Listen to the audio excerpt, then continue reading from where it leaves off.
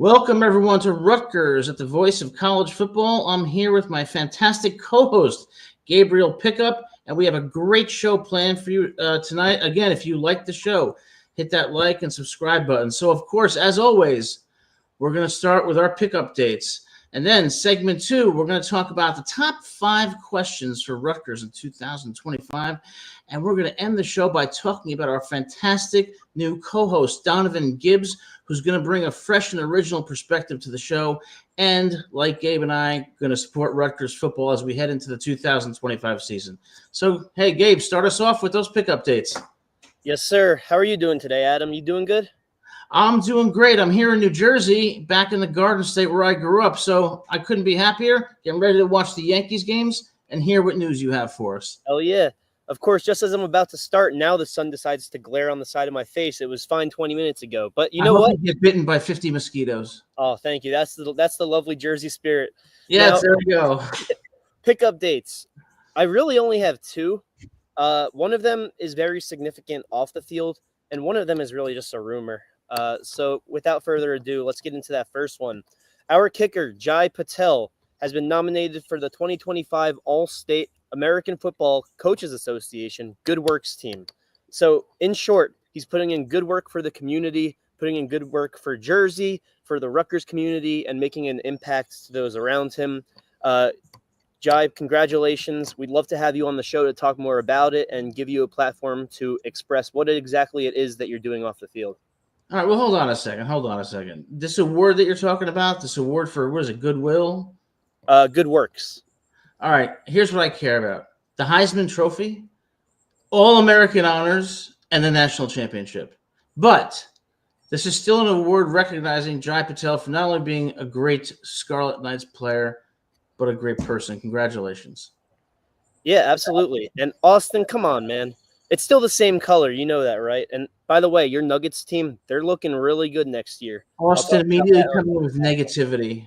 He's still upset about the Nuggets. He just can't get over it. And those Roosters are probably being very loud tonight in the great state of Kentucky.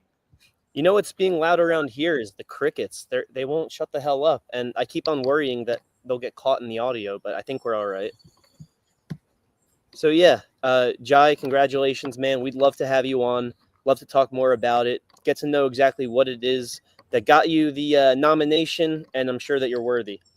Now, I have other news, but like my NBA account, NBA Rumors and News, this one falls more in the former than the latter. It's really just a rumor that class of 2026 cornerback Jamareis, Jamareis, I think that's Jamareis, quote-unquote J.J. Conyers, is down to 4 teams: Rutgers, UNC, Wake Forest, and NC State.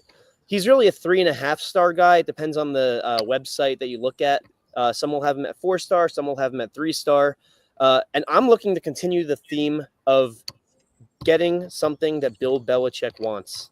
I want to take everything from Bill Belichick, so I would be very happy if he came to this team. Yeah, and what we've seen and what we talked about on past shows is that the reach of Rutgers recruiting is becoming national. You know, a star from Georgia, Pennsylvania, Michigan, North Carolina especially. So we've made inroads in a lot of these states, and it's because of Coach Schiano, his staff, and the message they are sending to these kids, which is, we're going to develop you, you're going to get playing time, you're going to have a shot at the NFL, but you're also going to get a great education and have a great life. 100%. Continuing that theme of diving into the Mid-East section of America's schools to compete with these universities. So like I said, 3.5-star. He's a top 60 corner in the nation, which is projecting him as an above average number 1 corner, or if he decided to go to one of the best schools in the nation, he'd be the 2nd or 3rd best. So it's really up to him. Do you want to be in a system, or do you want to have a chance to be the system and be one of the guys for us going forward? From Riverview, Florida. So the fact that he's looking at that Mid-East section really, and Southeast, but then he's also looking at Rutgers. Like I said with Jalen, or Jared Smith, sorry. When he was looking at us and then Georgia Tech, Auburn, like, I think a lot of people would be like, oh, well, Rutgers isn't going to get him. But to me, Rutgers being in the mix means that we have a good chance to get him, because if we were just a ridiculous other school, we would have already been selected as not to be going to. So Well, I think you're exactly right, and I think it raises a point that a lot of people don't talk about, which is when we think of these top recruits, people often think, oh, they're going to go to Ohio State or they're going to go to Michigan. I don't think from their perspective, they sit there and say, oh, this team is ranked here and I'm going to go there. I think where they go is where they feel that chemistry, where they feel that personal connection. And Coach Yano and his staff during recruiting visits is renowned for really connecting with the players and developing that chemistry. And I think that's why we're getting players, from Georgia who are taking us over Auburn, over Oklahoma State. And I suspect the recruit you just mentioned may say no to Bill Belichick and may come to Piscataway. Yeah, and I mean, NC State, formidable, I guess you could say at best. Wake Forest, on the rise, but still not very good. I think we have the best, well, I would say the best ceiling, but a team coached by Bill Belichick. It just, my biases aside, it is tough to say that it's a better program, but I think that we could be a better program. Yeah, I mean, Wake Forest is a great university. As a football program, though, what Wake Forest is best at is losing by only 14 to 17 points to the top teams. And that says something, because a lot of teams get blown out, but Wake Forest is never going to be a powerhouse football program. They have a fantastic baseball program. But I think what these recruits look at is they're thinking about one thing and one thing only, themselves. How am I going to become a better person and a better player and have better opportunities in the NFL and in life based on the university I go to? And I think Rutgers, with their excellent educational pedigree and with a program and a culture that is really developing in these kids the values of accountability, overcoming adversity, learning from failure, and striving to be a playoff team, it does offer the whole package. So, did you follow the college basketball season much this past year or no? I'm not a big college basketball fan except during March Madness. Do you remember Sister Jean from Loyola? Oh, of course. We love Sister Jean. Not only is she still kicking, but she's still got her marbles. Well, we love you, Sister Jean. You took Loyola to the pinnacle of success, and made me believe in God again. So I want to thank you for that. For sure. So my point with that is, did you say you don't follow much college basketball until March Madness, but you're aware of how good of a season St. John's had, right? Oh, yeah. Yeah, under is it Calipari? Patino. So this is where I draw the comparison. St. John's, and yes, Ignacio, Sister Jean deserves all the love. St. John's, for many years, was a has-been school, and they invest in their coach, and their coach gets all these players that not many people had on their big boards, and all of a sudden, they build a team that goes, 35-4, something like that, 34-5. They get upset in March Madness, but March Madness is its own game. St. John's just being in March Madness in itself was a success, let alone being a 2 seed in it. Now, this where I draw the comparison is they are the only school that New York could rally on. I mean, there was UConn, but in its basis, it's literally a Connecticut school. Yeah. One thing I'll say about St. John's is, so the backstory on St. John's is that in the 80s, under Lou Carnesecca, they were actually quite good.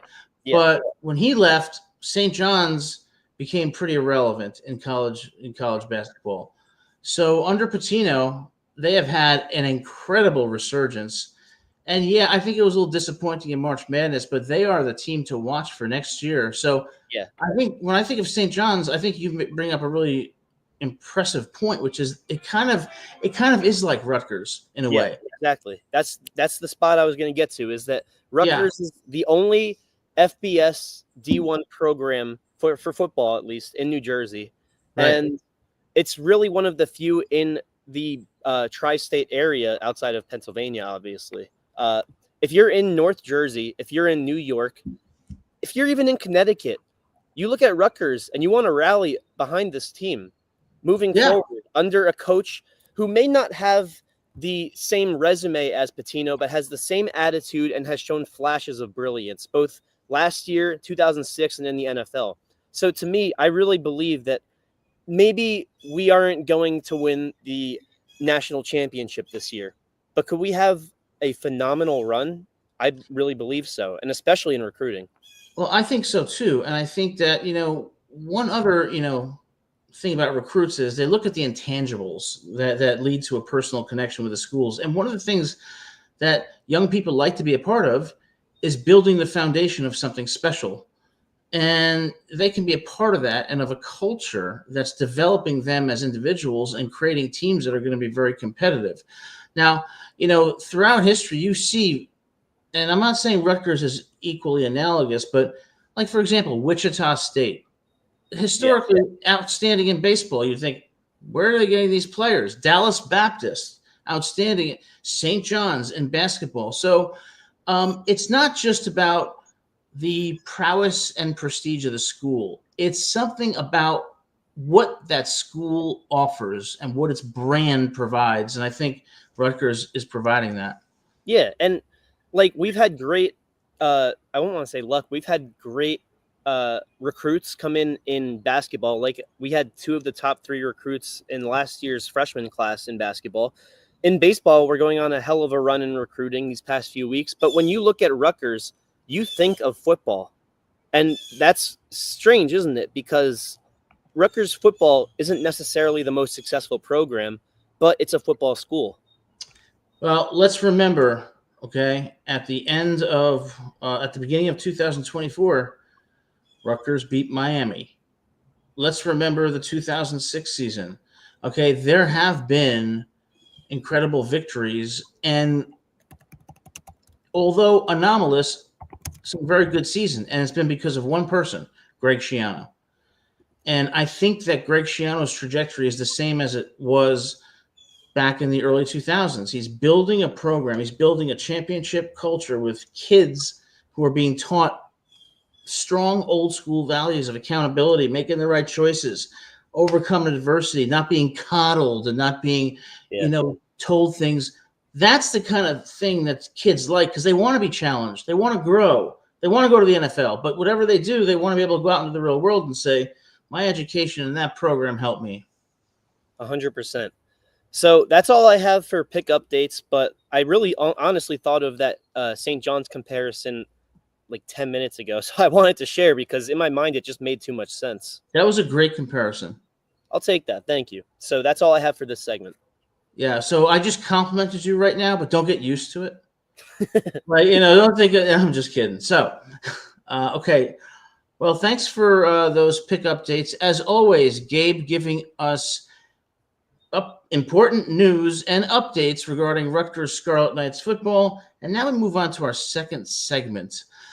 I'm not one of these people who always looks for the answers, because I think you have to focus on, are you asking the right questions? So tonight we will discuss the top 5 questions for Rutgers football entering the 2025 season. Gabe, since you started us off, why don't you begin? Okay, so I just wrote down 5 questions, but if we're going to talk order, it seems like it's very, what's the word I'm looking for? When you have a test, right, and they quiz you on everything from the whole year. What's it called again? Cumulative. Yes, or summative. So it does feel that my list is summative. I will switch one thing around. This was my second question, but this seems like the 5th most important thing. To me, one question I have, my number 5 most important question, is speaking of 5, who is going to be wide receiver 5? Now, you may say, why the hell does that matter? They might get, 5 catches in a year, if that? Well, it matters because it's unfortunately true that we suffer a lot of injuries the past couple of years, and we haven't done too many changes to our medical staff that I'm aware of. Now, maybe I'm wrong. If that's the case, feel free to correct me. But whoever is at number 5, that's important, not just for the offense, but also for morale. So obviously, Duff, Strong, and DT not in that order, are our top 3 wide receivers. And Ben Black is going to be the number 1, I want to say bench receiver, but we really may have some 4 wide sets. So outside of those 4, Fama Toure was basically solid. Like, I'm the 4th best wide receiver or the 5th. Right. He suffered a season-ending injury in the spring game, unfortunately. So there's other options. The second slot receiver we have is Michael Thomas III, freshman. We also have at wide Jordan Houston, freshman. Vernon Allen III, also a freshman. Vernon Allen III had a great spring game. But to me, have any of these guys separated themselves as wide receiver 5 if someone were to be hurt? That's a great question. And I'm not sure what the answer is, but that's why it's one of the most important questions, right? Absolutely. And aptly at number 5, I think Ben Black, I'm going to be really focused on him this year. Is Ben Black going to really emerge as a credible wide receiver threat? I think he can, but I do not know the answer about who number 5 will be. But I will tell you my number 5 question. What is 64 divided by 8? No. I was just kidding. The question I have at number 5 is, will the transfers play well together and form a cohesive unit, especially on defense? There's something to be said. Well, there's almost everything to be said. As Bo Schembechler said in his famous speech, the team. Doesn't matter how many great players you have, if the players don't mesh, if the chemistry isn't there, and if they don't play as a single unit. And we have some great transfers coming in. But are they going to be able to, in a relatively short time, become a team, which means not just playing well together, but believing in each other and really focusing on sacrificing for the team, doing their job, and really believing in the Rutgers philosophy? What do you think? I think I have a question that bounces directly off of what you're saying, but it's my number 2 most important. My number 2 most important question, rather, for 2025. But I'm just going to say it anyways because it's fluid. So this is my number 2, and then I'll get back to 4, 3, and then say my number 1. I know it's a little bass-ackwards, but my number 2 question is, you talk about the players, right? The transfer players on defense. I'm focused on the staff. Will having co-defensive coordinators be a power struggle or a seamless fit? Now, Rob Smith is supposed to be the lead guy, so to say, for the defensive coordinator, but he's not the defensive coordinator. He's a defensive coordinator. We have Zach Sparber, too, who is also coming in. And we got him from James Madison after losing a defensive coordinator to James Madison. So basically a trade. But to me, it's interesting having 2 defensive coordinators, and one is technically the decision maker, but neither of them is the guy. So how is that going to work? I'm curious. I'm not dogging it. I'm not dissing it by any means. I'm just curious. That's a great question. And I kind of think that co-defensive coordinators really doesn't exist. I think that they put them together probably because they both want that title, but I think behind the scenes, they know who's the boss and who's the assistant.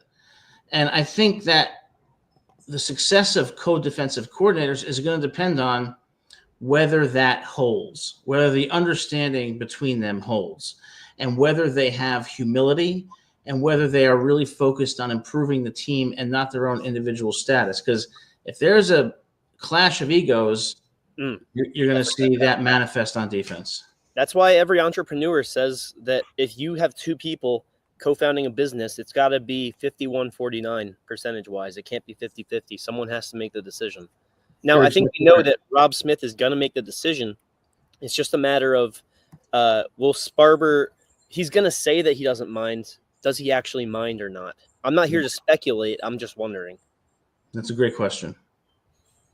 And, I guess we'll have to see come press conferences after a tough loss or a close win. If they disagree, we'll see. Well, they say styles make fights. Well, personalities also make good coaches.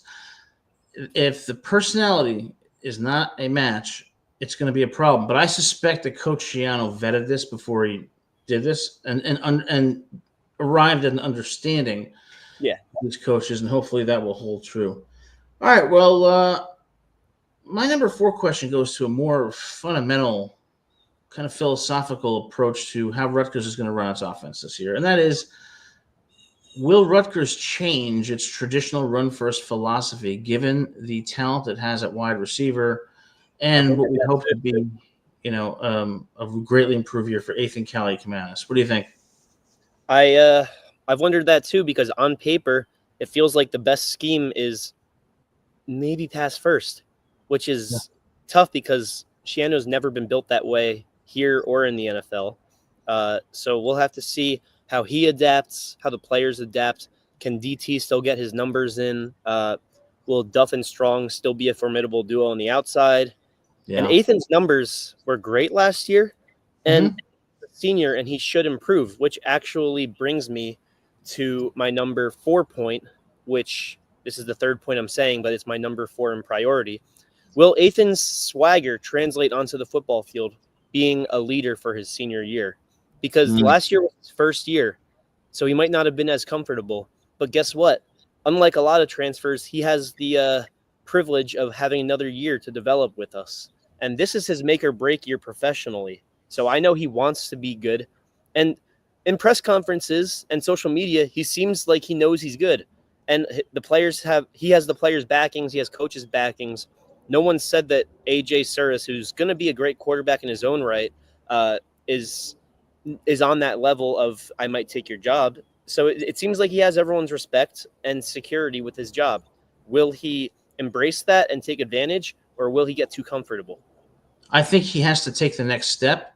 And to do that, he's got to be playing with a sense of urgency, as if each play is the most important play of the game, staying in the moment, trusting the process, doing the work, making the right choices and decisions. But I think last year I saw him as confident, but at times uncertain.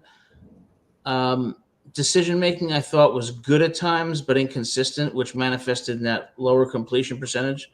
But also some amazing throws, some incredible displays of arm strength and of really fitting the ball in tight windows. So what we saw last year was what can be mixed in with some inconsistency. So what we need to see this year is putting everything together and becoming really a complete quarterback. If he does that, I think Coach Shiano is the type of coach, like any good coach, is going to say, my scheme on offense is going to be based on the players I have and what they're capable of doing. I'm not going to stick with a run-first offense if I've got star wideouts and a quarterback who we will see, if he performs as well as we hope he does, can sling it.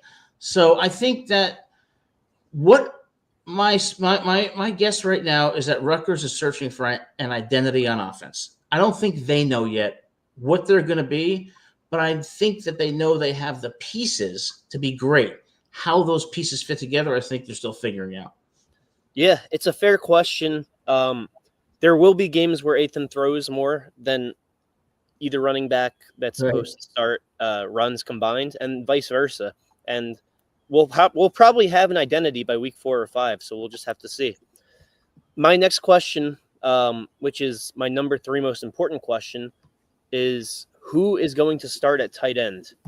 Now, OurLads.com has Kenny Fletcher starting at tight end. On3 Rutgers has Colin Weber, which, by the way, I stand corrected. It is Weber, Colin Weber. Will he start on offense? Weber was brought in as a transfer this past year, and he was ranked number 9 in tight ends, transfer tight ends, which it sounds like whatever, but that's still a top 10 transfer tight end in all of America. And, not to use the whole game ratings debate, but, Colin Weber, 84 overall, Kenny Fletcher, 79.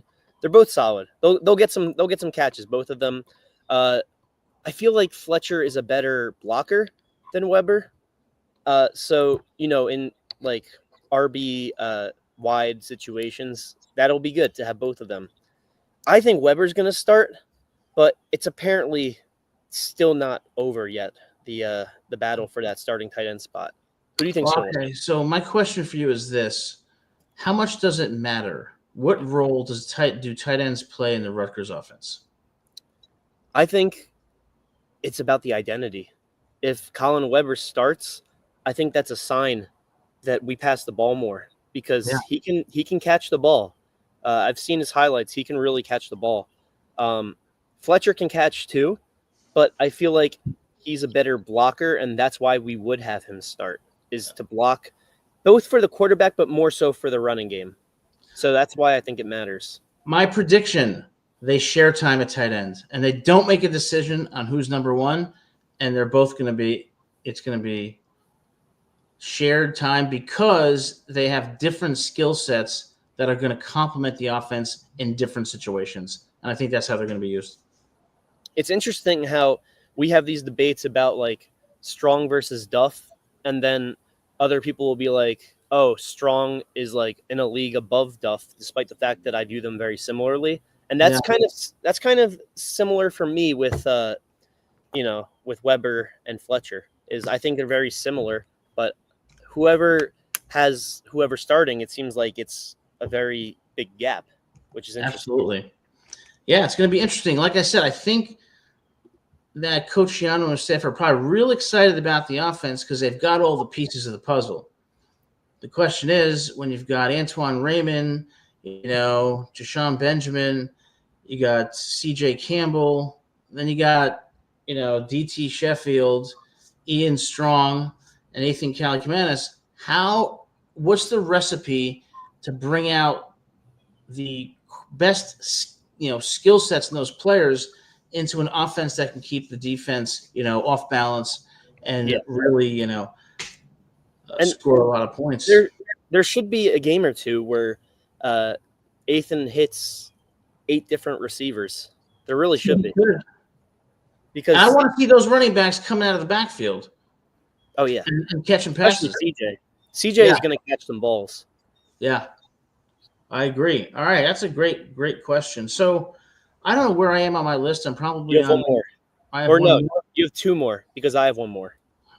All right. We'll take your 1 and give me 3. So I'm just kidding. How is Rutgers going to respond to a bad loss? That's my question. Because what we saw last year was a 14-7 loss to Nebraska, followed by, I believe it was a 35-10, or whatever it was, against Wisconsin at home. And then a loss 35-32 against UCLA. So that was bad. The way they responded to the Nebraska loss with 3 straight losses, we can't have that happen. So if they lose to Iowa, and I believe it's week 4, how are they going to respond if they're going to want to have a season where they win 8, dare I say 9 games? So it goes back to the mindset and the culture of the players. And they're going to have to be able to respond to adversity effectively, learn from failure, so that a bad loss or a loss where they think they should have won doesn't derail the team's mindset. Yeah, that's very well said. And it seems like that's more of a pep talk than a question, right? You're trying to kind of persuade them that, hey, look, 1 loss doesn't mean the season's over. We can't have that anymore. Yeah, and if they came on the show, that's exactly what I would tell them, which is why we want them on the show. Yeah. Just kidding. Yeah, they're gonna come on the show and say, Lamparello, we're here to listen to you. Oh man, you're gonna have some players yelling at you, buddy. Hey, as long as they're speaking their minds, I can deal with it. I'm from New Jersey. Hell yeah. My number 1 most important question, and oh man, this really grinded my gears last week, and it's gonna grind my gears again. When the hell are we getting a permanent athletic director? Great question. Is Colagiovanni going to be given an actual chance to be our athletic director and stay long term, or will he be another Ryan Passari who is loyal to us for 11 months and we don't extend him a job despite him being interim?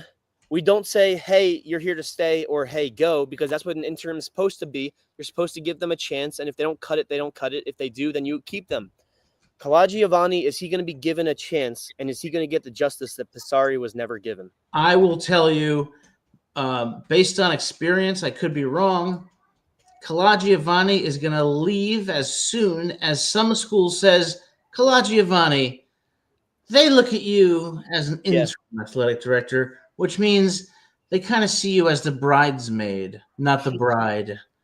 We're going to give you the full title, and we're going to give you more money.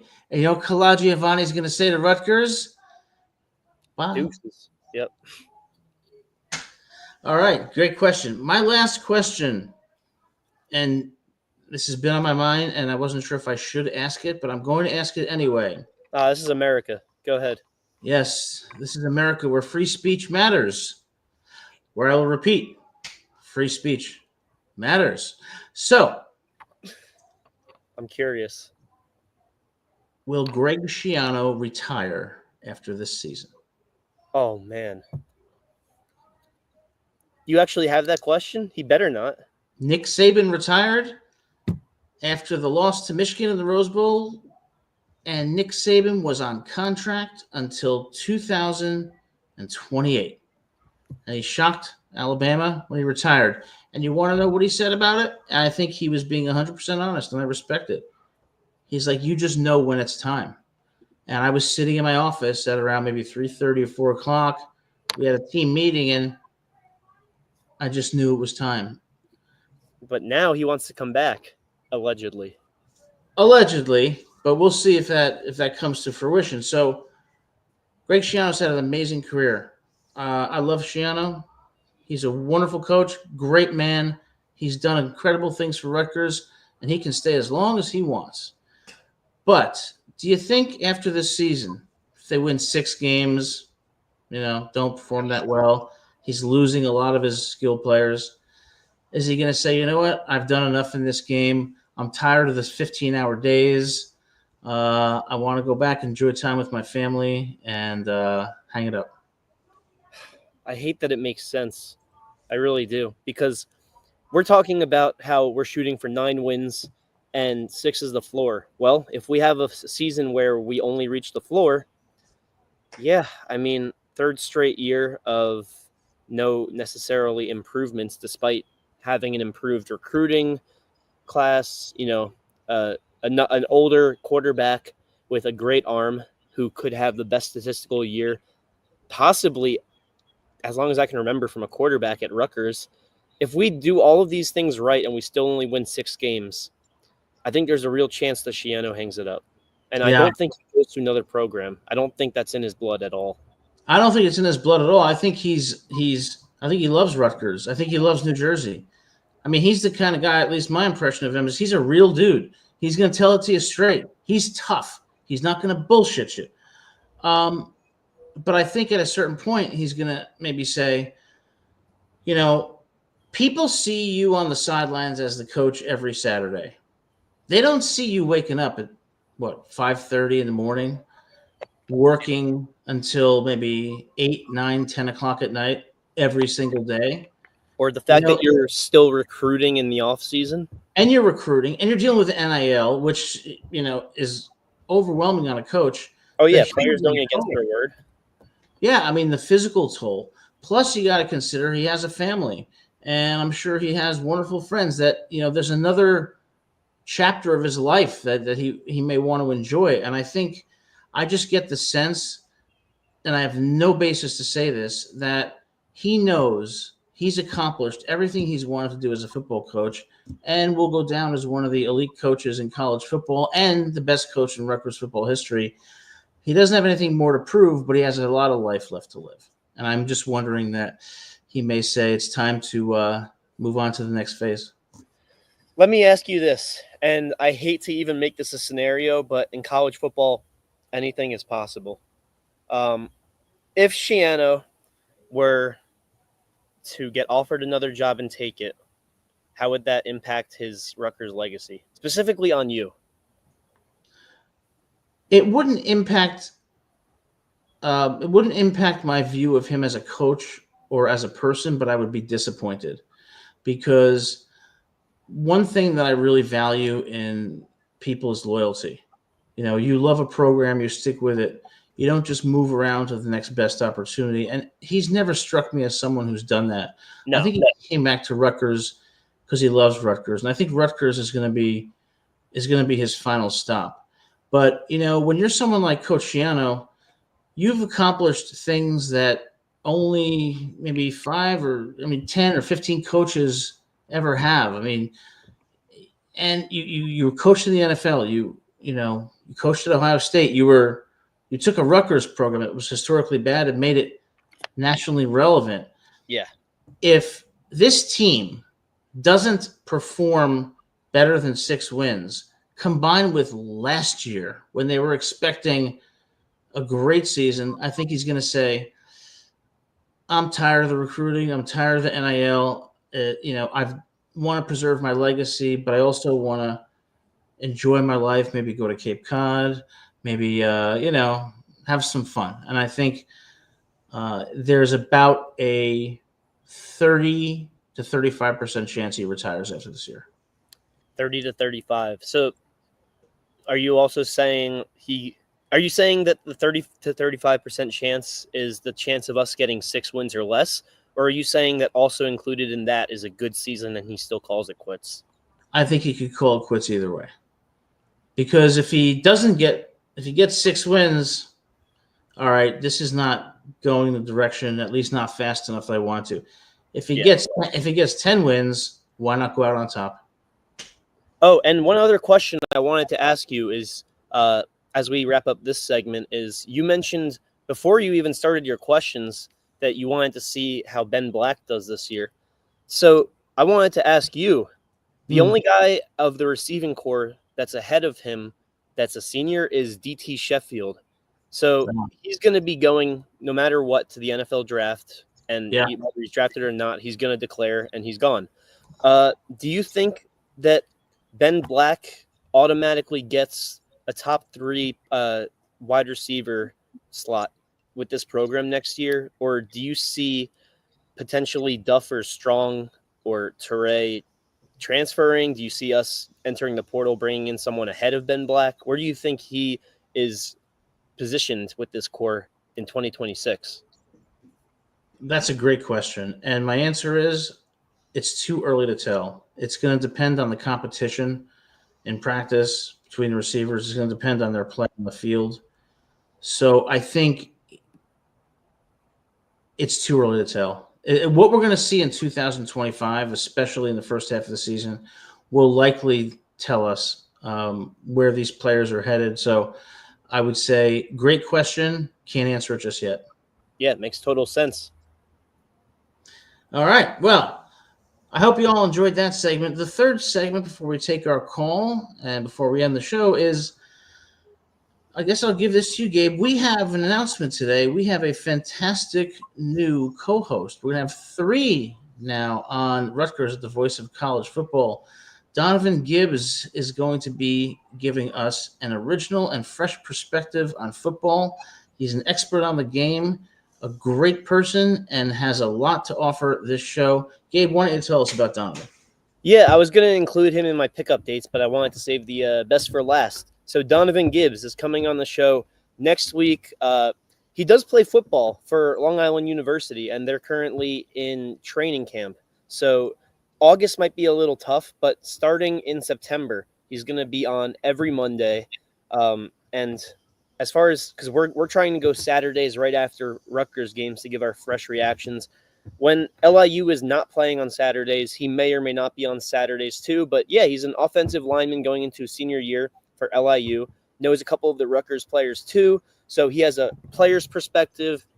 He has a peer's perspective. He has a student-athlete perspective that Adam and I don't really have at this moment. We may have once had at least one of those 2 perspectives, but we don't hold that anymore. Donovan does. And so I'm excited for the chemistry to take off, to hear a new perspective.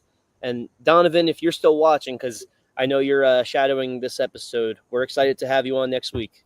Yeah, we're thrilled to have you. Welcome to the show. You're going to make the show better, and we appreciate you taking the time to be with us.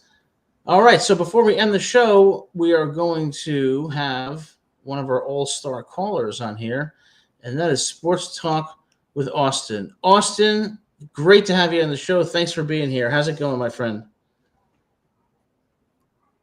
He is on mute. There we go. Austin. Austin is here in spirit. Oh, yeah. The spirit of Austin. Austin, Are you with us? There we go. Here we go. I think we got it ironed out. Okay, good. So, Gabe, I'm glad to see you gave up that ugly Knicks shirt. I was getting a little worried about you. Oh, it's still there, man. You know what? I'll wear it next week just for you. Austin, you have to help Gabe. Oh, no. Yes, we have to help Gabe. Gabe needs some help. Man, don't make me hate Gabe, the Nuggets. because we love you. We want you to be. Listen, Gabe, listen. We have to help you because you need help. We can't help that you're a Knicks and Jets fan. That's just asking for it. I mean, Adam is trying to be a good co-host and help you, but you won't take his advice. Well, Adam is a Knicks fan. He doesn't care enough to embrace it. He's just mad at me because my teams win and his teams have players like Mark Sanchez. Dude, we're on a Rutgers show. What are you talking about? Your teams win. My teams win and your teams lose. The Mets lose. The Jets lose. You like Mark Sanchez. I don't know. He's all right. But Listen, you know what they say in sports, there's always next year. You know something though, Gabe? It's okay. We all can't pick winners. Me and Adam, we pick winners. You pick the losers. Someone's got to do it. But on to Rutgers though, because you talk about the 5 questions. Yes. When you talk about them 5 questions, there's a lot you can ask about a certain football team any given year. One I wanted to address with you all, and this one kind of is interesting. One of the questions needs to be answered: how much does Schiano have left?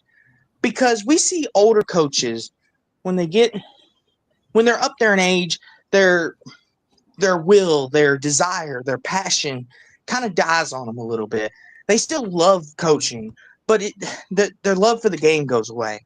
And maybe Schiano, is that happening with him? Does he still want to be here? Does he still want Rutgers to be all it could be? That's all. That's what I want to know. Because like Adam said he sometimes seems nonchalant. And to me, that's a little off-putting. I don't know what you all think about that. Hold on. I'm sorry, Austin, Adam. Jason's comment made me do some research. And within the past 3 hours, Jamarais Conyers has in fact committed to Rutgers. I told you we're having a national reach. Go Scarlet Knights! Let's go. Thank you, Coach Schiano and the staff.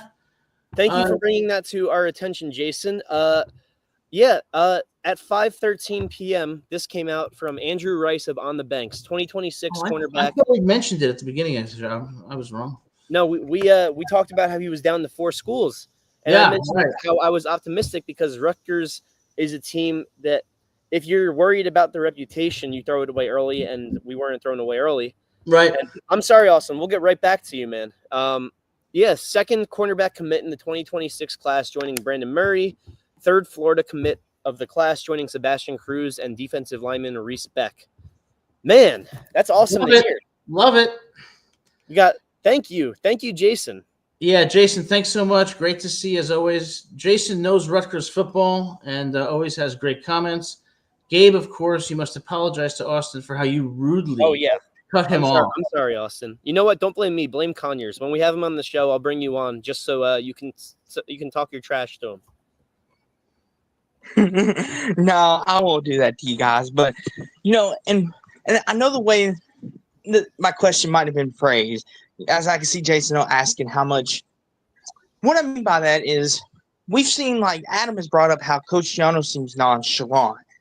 And that's one of the questions I want to see. Is he going to get fired up more this year? Is his demeanor and personality going to change as the season goes along? Because he does have a lot invested into this team and the way you guys talk. So one of my questions I want to answer is Coach Schiano, is this going to be – are we going to get him fired up?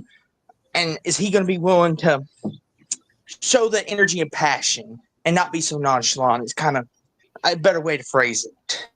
Jason, I think that I don't think it's a matter of taking a lesser role. I think it's, is he going to retire or not? But if I will say though, if I wanted a substitute teacher, Shiano would be a great guy for it.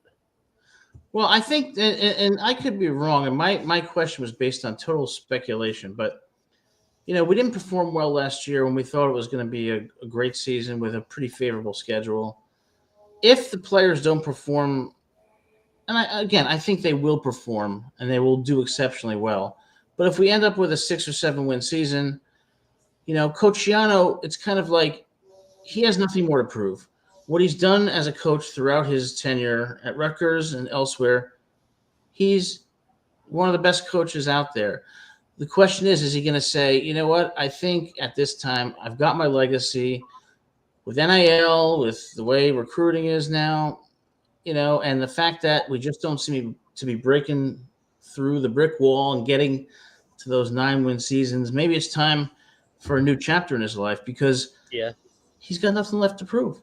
I mean, the fact of the matter is Texas got 3, I think 5-star recruits in the past week, and 2 of them didn't even visit the program. So if that doesn't tell you that, I don't blame Texas, but if that doesn't tell you that something is systematically wrong and against the Rutgers program, unfortunately, I don't know what will. So that's what worries me is Shiano going to see that and be like, I don't see a future with Rutgers because of the way college football was headed, at least politically.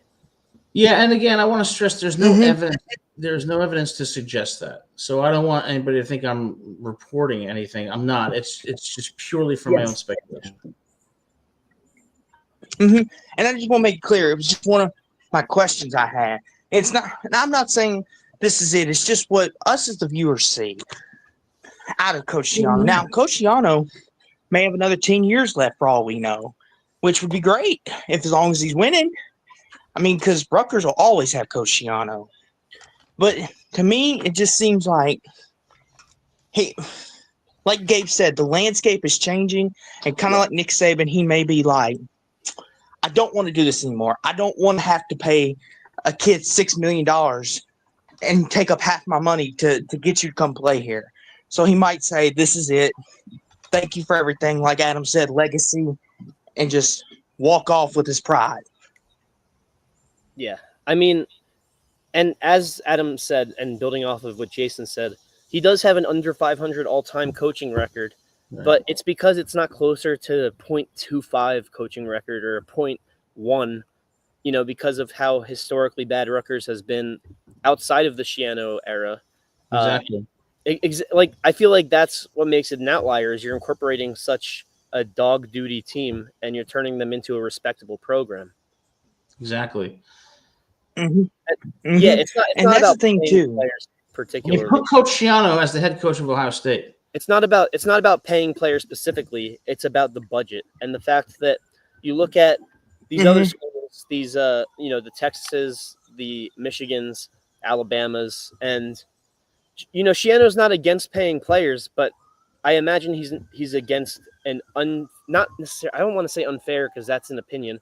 If he's against a swayed budget necessarily, it's like with baseball. There's no salary cap in baseball, and so you have the Athletics and the Orioles spending $20 to $30 million a year, and let's go Mets. But you have the Mets and Yankees spending over $1 billion combined dollars a year. Yeah, I don't think people are necessarily, and I'm not against paying players. The question is, are there any regulations or guardrails around the system so that it doesn't essentially give the Texases and Ohio States of the world an overwhelming advantage? And I think it's become, like some people have said, the Wild Wild West, and that's the problem. It's not paying them per se; it's how it's being implemented. Yeah.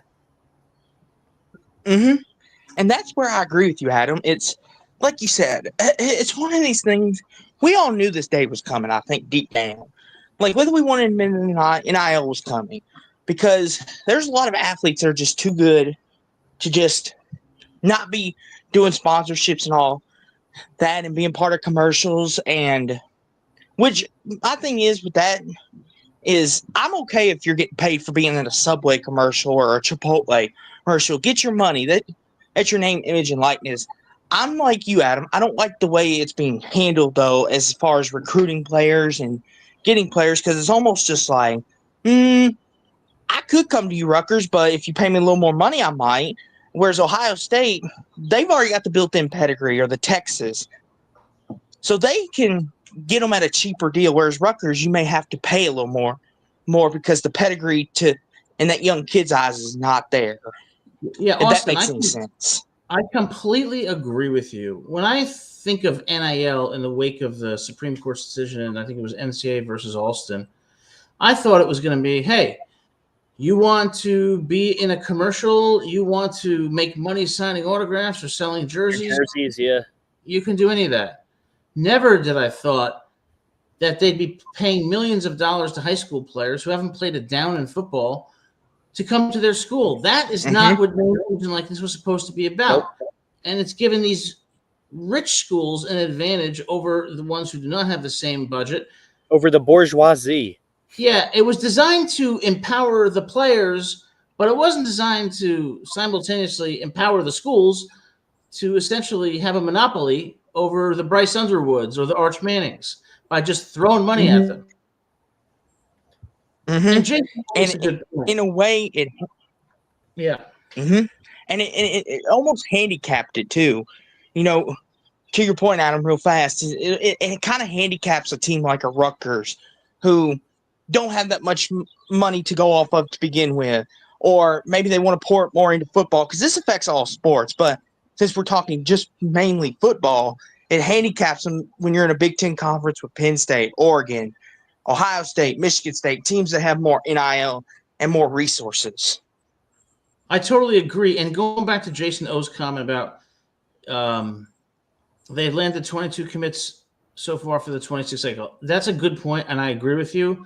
I do think, however, that they primarily go after 3 stars, so the money that they're paying them is not on the scale of playing Moneyball. You know, I think what they're doing, you're right. So, and I agree, they got to play over Wake and UNC, but I think that has less to do with money than it has to do with the way that they recruit these players, and on their visits, the message and the brand that they're pitching to them is obviously resonating, because we've got some 4 stars from different states who are coming and who chose our Rutgers over Auburn, Oklahoma State. So I think the message is great. Yeah. The initial message, it's tough to see, because we got like 10 guys over the course of like a 2-week period, and then the following 3 weeks we lost like half of them. We saw our recruiting class go from at the highest or lowest, it was the number 7th ranked according to, I think it was On3, and then it shot down to 30 again. So the message to come is clearly resonating. The message to stay is tough when you get players visiting other schools after they commit, keyword commit, the C word that no one honors. Yeah. And here's the thing, too, and this is where it kind of gets Adam going. So the thing about it is if you commit somewhere, commit to doing something, I kind of look at it as you give me your word and then you go back on it. How can I ever trust you again? Like, I would be like, Gabe, you promising Adam, I'm going to be here at 10 o'clock tomorrow morning to have coffee with you. He does it all the time. And then you just all of a sudden decide, no. Yeah. Hey, honey, I know we're in a committed relationship. Hey, honey, I know we're in a committed relationship. Oh, man, that girl walking by, that dress is doing her justice. I'll be right back. You know what, honey? I'm with her now. Listen, you're exactly right, Austin. And that's why that bum from Pascack Valley, all right, who decides to commit to Rutgers, and then all of a sudden, 12 hours later or whatever, 2 days later, he's gone? We don't want those players. They're a bunch of bums. We want people with loyalty, and we want people. So you're just mad because he has the same name as you, because he's not the only one that did that. It affects my image. It affects your NIL. But Austin, I get what you're saying, man. We want people who are loyal, who are going to be with us through the difficult times, who know how to overcome failure and adversity, and who are going to be part of a team. I don't want people saying I'm coming here, then I'm not. Get lost. Jason, I don't think he is Exactly. retiring, but I think that it might not be a 0% chance. I would say 60-40 no right now on Schiano retiring. I said 85. I'm saying 80 to 85 he won't. 10 to 15 he will. I really think that as long as we do what he wants us to do, he's staying here. Well, they're going to do what he wants. Because Go ahead.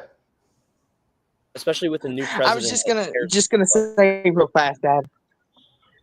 I was just gonna say real fast, Adam. I mean, when I think about it, he is up there in age, and it all depends on the drive too. Like once again, it comes back to that word: drive, passion, heart. Like, does he still have all that? Does he still want to be there? That's the big thing, and only Coach Schiano knows that. I feel like 59 is like not even that old of an age to be a head coach. It's different, though. Age is different in college football, just like age is different in women's gymnastics, okay? Where at 20, 21, you're considered retired. The effort and the time that goes into being a head football coach in college, especially in this era, causes extraordinary stress, extraordinary pressure, and I do think Schiano is the kind of guy who wants to see results on the field. And I think last year, of course, there were injuries. They didn't achieve what they wanted to do. And I think this year, if they don't achieve with the skill set they have on offense and with the transfers they got on defense, who thought Nick Saban was going to retire when he had a contract through 2028? Again, I have no evidence to back this up, but he may say, it's not going to get that much better here in the time that I intend to remain coaching, and I'm not going to go anywhere else. And I'm already a multimillionaire, and I want to enjoy a life where I'm not waking up at 5:30 a.m. in the morning. I already met all the Sopranos. And that's the point too, Adam. That's a great point. Great point. And Jason to this, want to make a comment on that. About leaving a $6 million job. Sometimes it's not always about the money. I know in a world where we're driven by money, Adam and Gabe could be 70 years old and then could be offered all the money in the world and say, I'm happy. I've got to live out my dream. And maybe like Nick Saban could go to any school right now and get any contract he wanted, but he doesn't want that. He's happy. He loves doing college game day. And to round it back to Schiano, he's had a great legacy at Rutgers. The 2006 season, the most recent success at Rutgers he's had. And it's just like if he's fulfilled and happy, then that's what counts. Maybe it's not always about the money. Maybe Schiano's like, you know what? They're doing this for the love of the game. That's a great point, Austin. I will say one thing, though. For people like Schiano, Nick Saban, Urban Meyer, Tom Osborne, you name it, who get to the level they get at, there's something about these individuals that there is a competitive streak in them that is never going to go away. So one thing that they have to wrestle with is when I'm not grinding for something or I'm not pursuing something or I'm not going for a championship, how are they going to feel when there's no battle to be fought? You know what I mean? When they're sitting at home and they're with their grandkids, it's wonderful. So I think retirement is not just the factors we talk about, but it's also them considering what is it going to be like to have a life that is suddenly so dramatically different where that fierce competitiveness in them isn't fulfilled. And that's, I think, a tough thing for any player who retires from the professional ranks is, you lose that. And that's in many ways a difficult thing to adapt. It doesn't translate to the bingo board. It's one of the. And Gabe, you'll get this reference, but look at the great Kobe Bryant, R.I.P.s. He said that after his last game, he was at peace. He found his inner happiness. He no longer had the competitive. He did all he wanted to do. Yeah. And that's the thing too, Adam. And I get what you're saying about that competitive spirit. It never dies in any coach or any player. It never does. But you just have to make peace with, hey, this chapter of my life is over. but I've got a brand new chapter starting. I'm going to go be with the grandkids. I'm going to take them out for ice cream. We're going to watch football together or play football in the backyard and just do normal grandpa stuff. Yeah, it's like I'm going to enjoy the things that I missed all these years. Now, Jason's right. I wouldn't say we're making this up. We're speculating. There's no evidence to back this up. And, hey, from a selfish perspective, Coach Schiano, I hope you stay here for 100 more years. But I do think that when you consider the pressures of the job, the intensity of it, balancing that with having a family, having a life, and not getting the results that you want, I think there's a point. I mean, how many times have we all been surprised at a head coach's resignation? It's not like most times it's not like, oh, he's going to retire after this year. It's always, wow, we're surprised. So I'm just saying there might be, some feeling that if they don't break through this year or next year, he may say, I've done the best I can. And I'm proud of what I've done here, and I'm going to move on. In a disappointing year where you go, I want to say, from anywhere from 4 to 6 wins, and then after the year you see that your higher-ups aren't on the same page as you are, you're going to look at other directions in life. Well, with President Tate from, the great state of Louisiana and Baton Rouge. Hopefully he has all the backing of Tate. I feel like he should.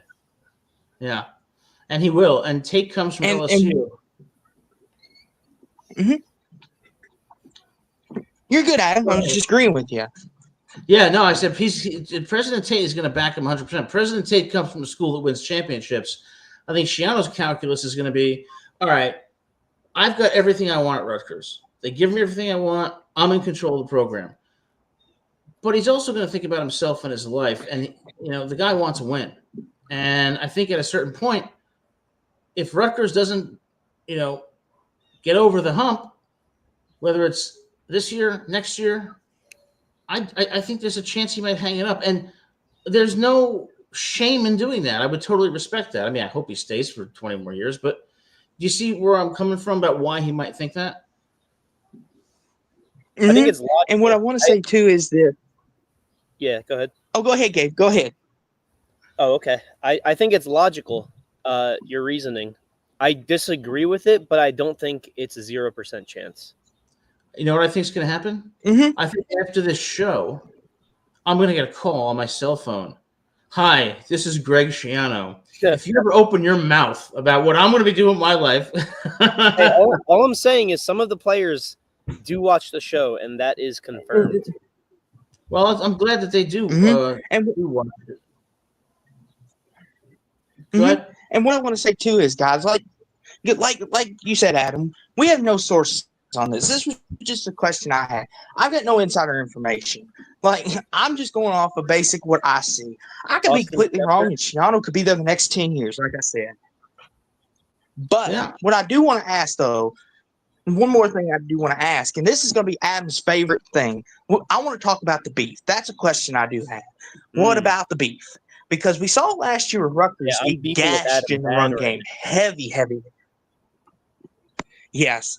And my question is for that I need to see answered against these young, these cupcake teams that they play at the beginning of the year. I know the national media will look at them as cupcakes, but us football junkies look at Ohio and say, okay, that's a decent team within the MAC.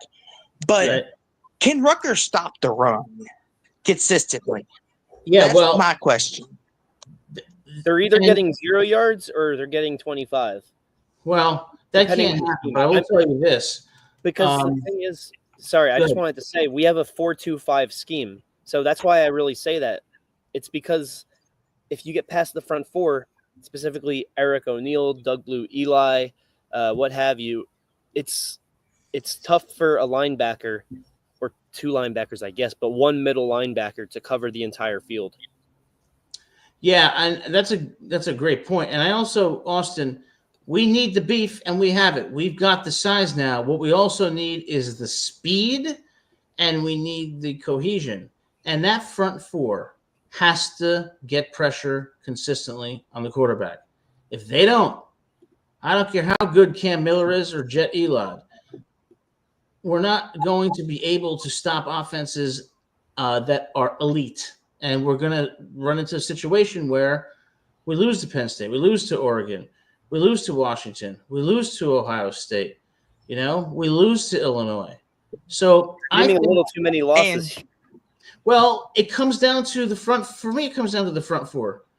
Yes, stopping the run is going to be important, but on third downs, they're going to have to disrupt the quarterback's timing. I agree. It does come down to the front four because the back five, specifically Bo Masco, Cam Miller, Jacoby Henderson, we know they're going to be solid. Kaj Sanders, we know that he has the potential to be very, very solid, and he's not going to be bad. He's going to be at least formidable nickelback. I don't know why nickelback. I think it's nickelback. No, it's a free safety. My apologies. Musical group. That's a rock group. Yes. But my point still stands that the five are going to be solid, and to me, it comes down to the front four in the sense that it's all about the scheming. And if you get past the front four on the run, like I said, that's one wide or one outside linebacker who will either play the blitz or he'll play co-coverage. But it really just comes down to Jabome on the run if it gets past the front four. Well, it can't just come down. That's the thing. We're going to have depth at that position, and that gets back to injuries. We can't have, too many injuries. But at the end of the day, I think – yeah, go ahead. Go ahead, Adam. I didn't mean to cut you off. Sorry about that. No, I was just going to say, at the end of the day, we got transfers to beef up that front four, to bring speed. And, in a two-gap scheme, it does make it challenging at times to stop the run. But what I'm more concerned about is, are we going to get pressure on the quarterback and disrupt the quarterback's timing? If we can't do that and we struggle to stop the run, you're going to see a season, I think, that's going to be similar to last year, injuries or none. And what I want to say, too, is this. What concerns me about this, and it kind of folds into another question I have, but how is Rutgers on defense going to handle the two running back schemes? Specifically talking about Penn State. I know Drew Aller's your favorite quarterback of all time. You just have a hard time of admitting it. But Penn State runs a great two-scheme running back with Singleton and Katron Allen. Maybe the best 1-2 punch in the entire nation as we sit. And when Penn State's got that run game clicking, they're hard to beat. And Rutgers struggles stopping one back. Imagine trying to stop two potential top 10 picks. That's what concerns me about.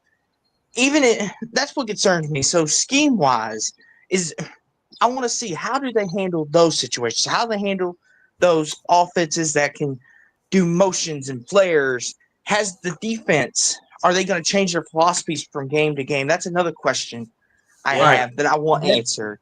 That's a great question. And Gabe, I don't know what you think about this, but when I think about Penn State, what I'm thinking of is we're going to have to trust the corners and single and man coverage, and we're going to have to stack the box to stop their running game and make them one-dimensional. And I think we have the corners that can.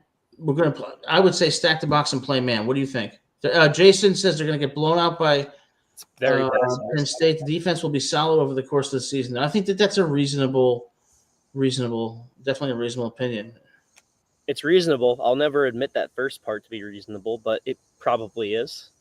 Make Drew Aller beat you. Yeah. Drew Aller, I mean, I joke around about Drew Aller, but I mean, he is a very talented quarterback. But make him beat you, take away the run. I mean, we've got two outstanding corners, and we have a great safety. Now, how are we going to deal with four wideouts? That's a different story. But and then it comes back to, can we get pressure with the front four? I think as long as we do not have Moses Walker guarding a wide receiver, then we'll be okay. But unfortunately, he'll have to from time to time if we keep the 4-2-5 scheme going. Well, I guess in that scenario, he would guard a tight end. But that might be even worse because the number one tight end is usually better than the fourth or fifth wide receiver. My one thing about Drew Aller, if we're talking about the Penn State game, is he may not I mean, he's kind of like an upgraded version of Callie McManus as far as what we know right now. Right. He's not the smartest when it comes to where to throw situationally, but he has the talent and the understanding of the game to make a perfect throw on a vertical, on a slant. He knows how to make the perfect pass. So we need to, if we're going to play man-to-man, we need to stick to them like glue. We can't be giving them 3 yards of space because we're afraid they'll burn us. We have to be up. Right. The problem, though, is that Penn State, you know what Penn State's going to do? They're going to be like, they're going to make it impossible for us to stack the box to stop the run because they're going to have 2 running backs and 3 wideouts. So they're going to force us scheme-wise to make it impossible for us to do that. And that's where I think Jason's right. I think Penn State's too much for Rutgers this year. Yeah, I'd be Nittany Lion if I was in disagreement with you. And what I want to say about Drew Aller, too, and I mean this with all respect and seriousness. I know, like Adam and me and Gabe all joke, but in all seriousness, though, Drew Aller reminds me a lot of prime Aaron Rodgers. He can play you out of position because, listen, now, sometimes when he does throw, he does and plays you out of position, it's the wrong way. But if you look at a lot of his throws, they're great. The one to Warren in the back of the end zone against Boise in the Fiesta Bowl, that was one of the best throws I've seen. And that's almost Aaron Rodgers-esque. He played him out of position. He got the defense to look at his eyes, and then he throws it back across his body. Mahomes-esque, right on the money, touchdown. And see, that's another thing. Can Rutgers' defense stay disciplined? I mean, because when you play a quarterback like Drew Aller, you have to be disciplined. Or like I said, he will be like Aaron Rodgers or Tom Brady and play you out of position. That's how good Drew Aller is. What do you guys think? I think one of the best characteristics of Drew Aller is that he goes through his, progressions. He's a smart quarterback, doesn't get rattled too much in the pocket, and he can get to his 3rd or 4th progression under pressure. And that is something that is a rare quality. In that regard, I give him credit.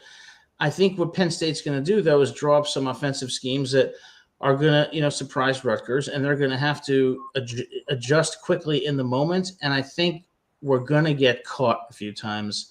I think that can we beat? Is it possible that we could upset them? Yes. But again, all the pieces are going to have to come together to do that. We're going to have to win the turnover battle, time of possession. We're going to have to get pressure on the quarterback. We're going to have a balance. So everything's got to be clicking for that to happen. We'll see. I would love if Cam Miller got the game-sealing interception off of his former teammate to win the game. Yes. That would be amazing. Oh, my gosh. You talk about a Sports Center top 10 moment. That would be played all night that night. They'll overlook it like they overlook everything else Rutgers related. Let me tell you, the game of the year might be at Illinois, in Champaign, Illinois. I know we debate this basically every week. I really think it'll be Minnesota because of Callie McManus's. Callie McManus will return to Minneapolis, and he will be the MVP of that game. We have a lot of return, homecoming return games this year. It's a shame we're not playing JMU because we'd have like 3 players, 2 coaches. They'd have a coach and a couple players, and that would be like an all-time revenge game if we were to have played this year. And before I let you fellas go, my last question that I want that we're going to get answered throughout the year, and it kind of correlates it all, but it's a big scheme question. But can Rutgers be spoilers? Can they be the team in the Big Ten to potentially knock someone out of a race? Can Rutgers be the Purdue of old? Is Rutgers going to be that type team? My answer to that. And what I mean by that, I mean this, and it's all due respect to Jeff Brom Purdue. That Purdue. Go ahead, Adam. That's a great question. Again, great questions tonight, Austin. My answer to that question is no, and I'll tell you why. I think that Rutgers has earned respect in the Big Ten, and so I don't see them in the role of spoiler. What I mean by that is teams are going to be ready for Rutgers. They're going to take them seriously. So if Rutgers defeats one of those teams, it's going to be because they plain out flat beat them. So I don't see them as a spoiler per se. I get what you're saying. I mean, what do you think, Gabe? Man, I agree. And it'll be tough to play spoiler when our last 2 games are Ohio State and Penn State. I really hope we get a bowl game because there's no way you can just give us that to end the year. That's such a bitter way to end the year, especially if what goes down is what experts believe will go down. But you know what? If we're going to spoil one game, it'll be October 25th going against an undefeated Purdue. No, I'm only kidding. But I don't think we'll be spoilers. I mean, the only team we could spoil really is Penn State. We're never in a million years losing to Ohio State. I think they're the juggernaut of football currently. Penn State, to a lesser degree, even though some flip back and forth, I think they're like, if we have like a 5% chance to beat them or something like that, or 10% at best, then that's the only scenario where I think we could play quote unquote spoiler. Yeah. Mm-hmm. A great Because question. there's always those historic, and to kind of add to that, because the reason why I bring that up is because there's always that one team in the Big Ten. Now that Jeff Brom's gone from Purdue, he's kind of like, okay, we're looking for that next team that's going to spoil your season, kind of like what Purdue did in 2018. No one thought they had a chance, but they did. And Rutgers seems like that type of team, even though they have the pedigree and head coach. But a lot of people may not be taking Rutgers seriously as, haha, it's just Rutgers. They're a 6-6 team at best. Some do still think that. I would say, like, honestly, it's probably about 50-50. Like, do you know ball or do you not know ball? If you know ball, you say Rutgers isn't the top school, but we have to respect them. But a lot of people don't know ball, and they think we're still one of the bottom 5 or 10 teams in all of football. No. Yeah, if you know ball, you know Rutgers. Rutgers is legit, and they have legit players, and you got to take them seriously, or they will beat you. Yeah. You know what, Adam? You know who you don't got to take serious is Gabe's Jets. Yes, Cowboys fan. You don't got to take them serious. Right, When's the last time y'all made a championship game? We have to help Gabe. Yes, Well, we have to help Gabe. That's my part of your. One thing I do have to take seriously is the horrible sunburn I got all over my face and body when I went on vacation last week. Because, boy, is it painful. Hey, jeez. Now, Adam, that's not as bad as how the Knicks burnt Gabe. Man, where's all this coming from? You don't even hate the Knicks. We are helping Gabe. The Eagles, who won the Super Bowl this year. Yes, Gabe. Listen, Gabe. Listen, we're trying to help you. This is my parting thing to you. See, we're going to have a little bit of a therapy session later on. Eagles. Listen, Gabe, you hush up now, with all due respect. As the mayor likes to say, you're looking ELGSES. Stop insulting Austin and listen to him. All right, let's go. Yes, Gabe. Gabe, my parting words is to you, Gabe. Stop picking losers. Be like Adam. Pick winners. Pick someone you know you can count on, Gabe. You know what? That's why we listen. Rutgers, because we're going to change this program around one manifestation at a time. Exactly. Adam's going to be the president one day, and Gabe, you'll be the head coach running the team. And yes, I'll be the cheerleader on the sideline cheering you on. He's going to be the president of Sunburn Association. Yeah, I mean, I am really, really red, and it really hurts. And that cream they say helps. It doesn't. You look like Washington football's old name. Oh, my gosh. That was so not funny. I don't care, okay? See, Adam, that was kind of funny, actually, Gabe. I give him credit for that one. Maybe my delivery wasn't the best, but the inspiration was there. And I will say this, though, fellas. It's always a joy to have me on, as always, or you let me on. And even if Gabe does have poor taste at picking teams, we still love Gabe, Adam. He's still your co-host. Gabe is a fantastic co-host. He knows Rutgers football. He's a great dude. Yes. I know ball, and I even though his poor taste in the news. I know ball, and I know which teams to root for. But we still love Gabe. No, that's Adam. Yeah, Adam's the one who knows who to root for. The Giants, the Yankees, Rutgers. Yeah, all right. Adam's the winner over here. Adam's got all the World Series of trophies. Thank you very much, Austin. All seriously, so thank you guys. You got it. Enjoy your Monday, and Gabe, go Nuggets. Sure, buddy. All right. Thank you so much, Austin. All right. Another fantastic call from Austin, one of our all-star callers. Austin, thanks for calling in and for your great comments and conversation. So, Gabe, my fantastic co-host, any final thoughts before we end the show? Nothing crazy. I'm excited to see what dynamic Donovan brings starting next week. And I'm sure y'all will be excited next week when you hear a new perspective. And, I know that Adam refers to me as the voice of reason at times, but he is the true voice of reason, Donovan is, because he plays the game. So he'll be able to put us in check when we're out of line. Not naming names about who of us he would be putting in check specifically. I'll let that be up to y'all. But anyways, I digress. I'm very excited. Yeah, me too, Gabe. It's going to be a great show next week. Please tune in. Donovan's going to give a great perspective. One more thing. He knows football. Go ahead. We are launching a Twitter, TikTok, and Instagram for Rutgers VOCFB. That's right. I have the login information and everything. I'm setting that up tonight or tomorrow morning. Be on the lookout. I'll promote it on the YouTube. And go Scarlet Knights. Drop us a follow. And, we may just follow you back. Yeah, thanks for tuning in, everyone. Thanks for your great comments, Jason O. and everybody else. We'll be here again next Monday, 7 a.m. to have some more pick updates and talk Rutgers football with our new co-host. If you like the show, hit that like and subscribe button. Thanks so much for being here, and we will see you next week, Monday at 7 p.m. Go Scarlet Knights. Go Scarlet Knights. Adios, amigos.